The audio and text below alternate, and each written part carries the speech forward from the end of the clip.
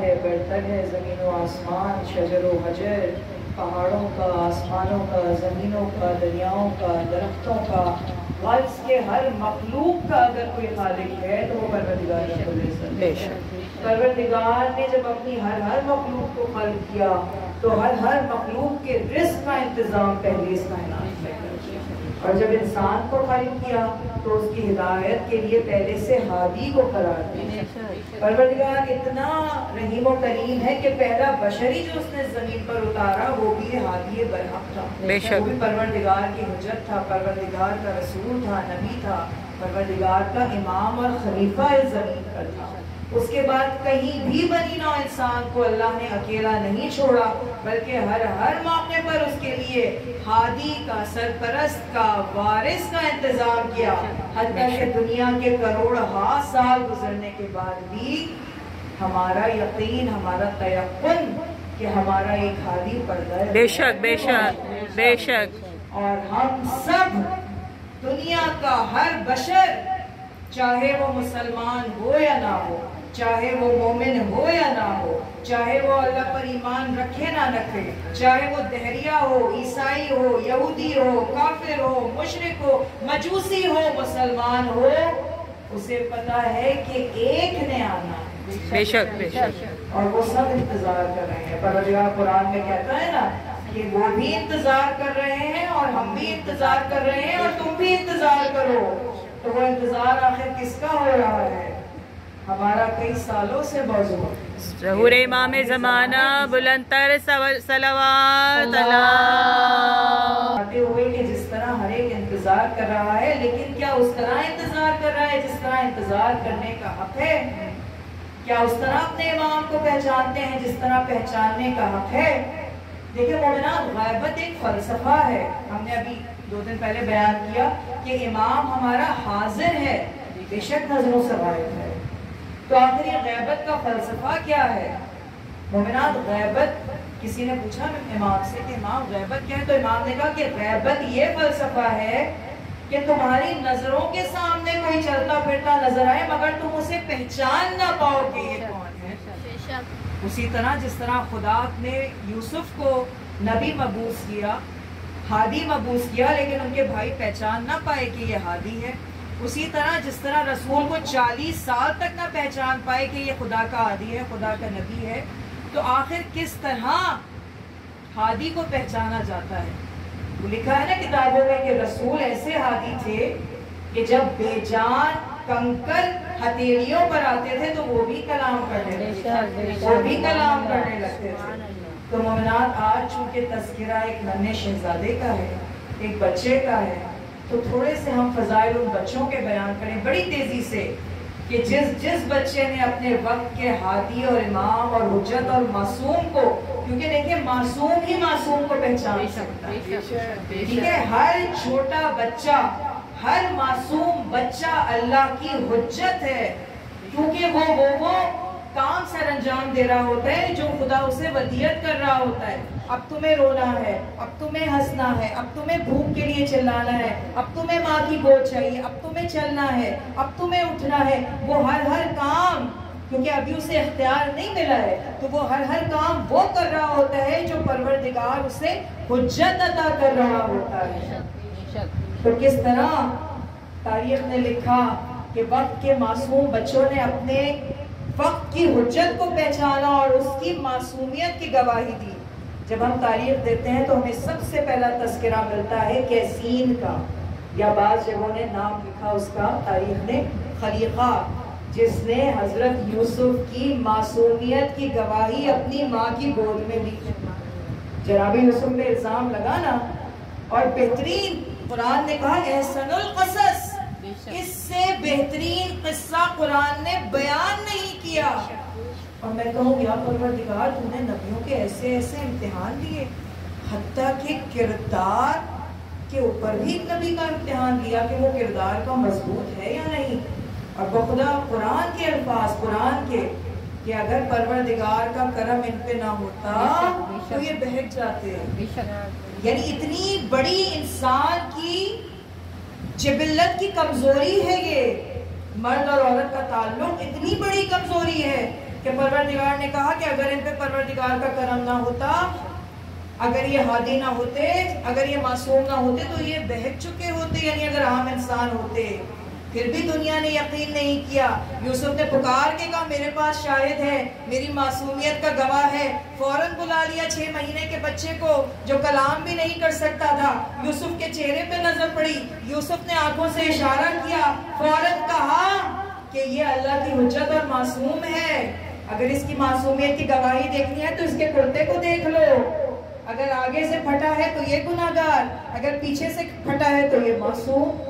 یعنی فوراً ماں کے ہاتھوں پر 6 مہینے کے معصوم نے سامنے کھڑے ہوئے معصوم کی معصومیت کی گواہی دی۔ پھر ہم آگے بڑھے، مریم ہاتھوں پہ اٹھا کے لے آئی، چند دن کا بچہ، چند ساعتوں کا بچہ، اور ایسا بچہ، ایسی بڑی حجت خدا کی، ایسی بڑی نشانی جسے بغیر باپ کے 9 گھنٹے کے عمل سے پروردگار نے ماں کے شکم میں تیار کیا، اور جب دنیا میں آیا مریم اٹھا کے لائی، چپ کر روزہ رکھا ہوتا۔ اس وقت عیسائیت میں چپ کر روزہ رکھا جاتا تھا، یعنی کلام نہیں کرتے تھے ایک مخصوص وقت تک۔ پروردگار نے حکم دیا مریم چپ کر روزہ رکھو، تمہیں کچھ نہیں بولنا، ہم موجود ہیں تمہارے کردار کی گواہی کے لیے۔ بس مریم اٹھا کے لے آئی ننھے سی عیسیٰ کو۔ لوگوں نے کہا ہے مریم نہ تو تیرا باپ برا تھا اور نہ ہی تیری ماں بدکار تھی۔ بس ثابت کیا ہوا کہ اگر کوئی معصوم ہے اور کسی کا کردار دیکھنا ہو تو آباء و اجداد کا کردار دیکھ لو۔ اگر آباء و اجداد کا کردار بالکل پاک و پاکیزہ ہے تو آگے کی نسل بھی پاک ہوگی۔ اگر وہاں کوئی برائی ہے تو پھر شک کیا جا سکتا ہے۔ کہا نہ تیرا باپ برا تھا نہ تیری ماں بدکار تھی، اے مریم یہ تو نے کیا کیا؟ یہ تو تو نے پورے قبیلے کا منہ کالا کر دیا۔ مریم خاموش۔ کہا کہ اس لیے نہیں بولتی کہ گناہگار ہے۔ مریم نے اوپر آسمان کی طرف دیکھا، وہاں سے القا ہوا، فوراً بچے کی طرف اشارہ کیا، جو پوچھنا ہو بچے سے پوچھ لو۔ لوگوں نے ہنسنا شروع کر دیا کہ بھلا چند ساعتوں کا بچہ کیسے کلام کر سکتا ہے؟ ادھر ماں کی معصومیت پہ، ماں کے کردار پہ حرف آیا، معصوم کی معصومیت پر حرف آیا، فوراً چند گھنٹے کا بچہ ماں کی گود میں چیخ اٹھا کہ انا عبداللہ، اور یہ میری ماں معصومہ، سبحان اللہ، یہ میری ماں معصومہ برحق ہے۔ دیکھیں کس طرح چند مہینے کے، چند گھنٹے کے بچے نے ماں کی گود میں معصوم کے کردار کی گواہی دی۔ پھر آگے پڑھتے ہیں، رسول کا زمانہ آ گیا، ابھی نبی مبعوث نہیں ہوئے ہیں، ابھی اعلان رسالت نہیں کیا ہے، خانہ کعبہ کے باہر کھڑے ہیں۔ پوچھا ہے نبی کیوں کھڑے ہیں؟ کہا کہ جس کے انتظار میں کھڑے ہیں تاکہ وہ آئے تو ہم اپنی نبوت کا اعلان کریں۔ سبحان اللہ، سبحان اللہ، نعرہ حیدری۔ بس 3 دن کے اسد اللہ کو گود میں لے کے آئیں، رسول کی گود میں دیا۔ اب تک علی نے کلام نہیں کیا تھا، ماں رونا شروع ہو چکی تھی کہ شاید بچے میں جان نہیں ہے، نہ کلام کرتا ہے، نہ آنکھیں کھولتا ہے، نہ سانس لیتا ہے۔ ادھر حجت خدا معصوم کی گود میں آیا، علی نے آنکھوں کو کھولا، سانس لینا شروع کیا، رسول نے مسکرا کے دیکھا، علی نے کہا کہ انا عبداللہ وانتا رسول اللہ۔ سبحان اللہ، سبحان اللہ، سبحان اللہ، وانتا رسول اللہ۔ رسول کی معصومیت اور حجت ہونے کی گواہی دی۔ بس مومنات کی نسل آگے بڑھی، اور اب ہم فضائل بیان کریں گے شہزادہ علی اصغر کے۔ دیکھیں مسائل پہ نہیں جا رہے ابھی، کیونکہ ہم نے اس دن بھی کل بھی بیان کیا تھا کہ یہ 2 شہزادے علی اکبر علی اصغر، ایسی ہماری بدقسمتی ہے کہ ہم ان کے فضائل ہی نہیں بیان کرتے، نہ سنتے، بس ہمیں لگتا ہے کہ یہ 2 شہزادے رونے کے لیے ہیں، جبکہ شہزادہ علی اصغر نے 6 ماہ کی مختصر زندگی میں ایسے ایسے معجزے دکھائے ہیں۔ شہزادے کی پوری زندگی تو سفر میں ہی گزری نا۔ 9 رجب ولادت اور 28 رجب اپنے بابا کے ساتھ روانگی، سفر شروع ہو گیا۔ صرف 20 دن کے تھے جب مدینے سے جانے لگے، اور سغرا کی گود میں رہتے تھے، سغرا سے کسی کے پاس نہیں جاتے تھے۔ ماں نے آگے ہاتھ بڑھایا، اصغر نہیں آئے سغرا کی گود سے، چچا نے کوشش کر لی، سکینہ نے چھوٹے چھوٹے ہاتھوں کو پھیلا دیا، زینب نے پھیلا دیا، کسی کے پاس اصغر نہ آتے تھے۔ جیسے ہی اپنے بابا حسین کو دیکھا اور حسین نے کان میں کچھ کہا، فوراً زمانے کی حجت کو، زمانے کے امام کو، امام زمانہ کو اس 20 دن کے بچے نے پہچان لیا اور فوراً اپنی باہوں کو آگے کر دیا اور بابا کی گود میں آ گیا۔ حسین نے کہا تھا نا کہ اصغر تمہارا نام بھی محضر نامے میں شامل ہے، اے اصغر تمہیں بھی شہید کا رتبہ حاصل کرنا ہے۔ بس یہ شہزادہ میدان میں آ گیا۔ ادھر وقت عصر مولا حسین نے ٹیلے پہ جا کر آواز استغاثہ کو بلند کیا، حل من ناصر ینصرنا، حل من مغیث یغیثنا، کوئی ہے جو اس وقت حجت خدا کی مدد کرے۔ لیکن ابھی ہم مسائل نہیں بیان کریں، بس آپ سے 5 منٹ کے بلکہ 2 منٹ کے اور فضائل بیان کریں گے شہزادے کے۔ ایک دفعہ اسے فضائل کے تناظر میں سنیے گا۔ ادھر مولا حسین نے آواز بلند کی، وقت کی حجت نے، امام وقت نے، علی اصغر کے بابا نے آواز بلند نہیں کی، امام زمانہ نے آواز بلند کی۔ ادھر جس کے لیے استغاثے کے لیے پکارا اس نے اپنے آپ کو جھولے سے گرا دیا، چل تو نہیں سکتے تھے۔ ادھر خیمے میں شور بلند ہوا، ادھر حسین خیمے میں پہنچے، ماں نے کہا علی اصغر نے جھولے سے گرا دیا اور کسی کی گود میں چین نہیں پڑتا۔ ایک دفعہ حسین نے اصغر کے چہرے کو دیکھا، اصغر نے بابا کو دیکھا، بابا مجھے کب میدان میں لے جائیں گے؟ حسین نے اصغر کو تیار کیا، اپنے ہاتھوں پہ اٹھا کے میدان میں لے آئے، کہا کہ حسین سے دشمنی ہے نا، اس بچے سے تو دشمنی نہیں، اسے پانی دے دو۔ اور یہ کہہ کے حسین نے اصغر کو زمین پہ رکھ دیا۔ ادھر اصغر کو زمین پہ رکھا، ادھر اصغر نے ایڑیاں رگڑنا شروع کی۔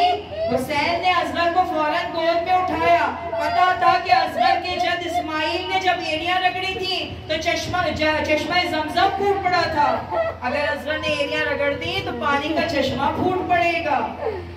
بس اصغر نے تیر شہادت کھایا بابا کے ہاتھوں پر، اپنے آپ کو وقت کے امام پہ قربان کیا، اور ادھر سے اصغر کی ماں کے مسائل شروع ہوئے۔ 2 منٹ کے مسائل بیان کریں گے اصغر کی معصومہ ماں کی۔